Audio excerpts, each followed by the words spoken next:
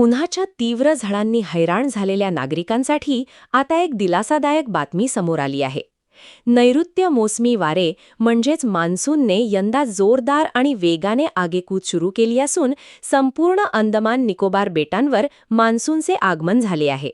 भारतीय हवामान विभागाच्या ताज्या माहितीनुसार मान्सूनच्या पुढील प्रवासासाठी वातावरण अतिशय अनुकूल बनले आहे.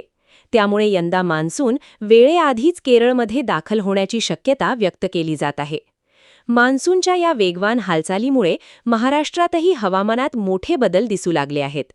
कोकण, दक्षिण मध्य महाराष्ट्र आणि विदर्भातील काही भागांमध्ये पुढील 5 दिवस वादळी पावसाचा येल्लो अलर्ट जारी करण्यात आला आहे. विजांच्या कडकडाटासह जोरदार पावसाची शक्यता हवामान विभागाने वर्तवली आहे.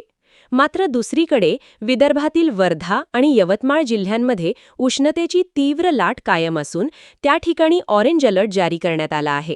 त्यामुळे राज्यात एकीकडे पावसाचे वातावरण तर दुसरीकडे प्रचंड उकाडा असा दुहेरी अनुभव नागरिकांना येत आहे. हवामान विभागाने सांगितले की मान्सूनने अरबी समुद्र, बंगालचा उपसागर आणि अंदमान समुद्राच्या बहुतांश भागावर आपली मजबूत पकड निर्माण केली आहे. पुढील 2 ते 3 दिवसात मान्सून आणखी वेगाने पुढे सरकणार असून संपूर्ण अंदमान समुद्र व्यापण्याची शक्यता आहे. याच वेगामुळे यंदा 26 मेच्या आसपास मान्सून केरळमध्ये दाखल होईल असा अंदाज व्यक्त केला जातोय. त्यानंतर 30 मेपर्यंत तळ कोकणात आणि जूनच्या पहिल्या आठवड्यात मुंबईत मान्सून पोहोचू शकतो. दरम्यान राज्यातील अनेक जिल्ह्यांमध्ये मान्सूनपूर्व पावसासाठी पोषक वातावरण तयार झाले आहे.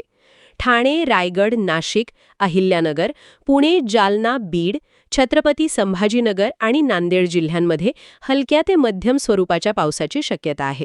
तर रत्नागिरी, सिंधुदुर्ग, कोल्हापूर, सातारा, सांगली, सोलापूर, धाराशिव, लातूर, चंद्रपूर, गडचिरोली आणि गोंदिया जिल्ह्यांमध्ये वादळी वाऱ्यासह मुसळधार पावसाचा येल्लो अलर्ट जारी करण्यात आला आहे. पुणे, सातारा, सांगली, सोलापूर, धाराशिव आणि लातूर या भागात पुढील 3 दिवस ढगाळ वातावरण आणि पावसाची शक्यता कायम राहणार आहे.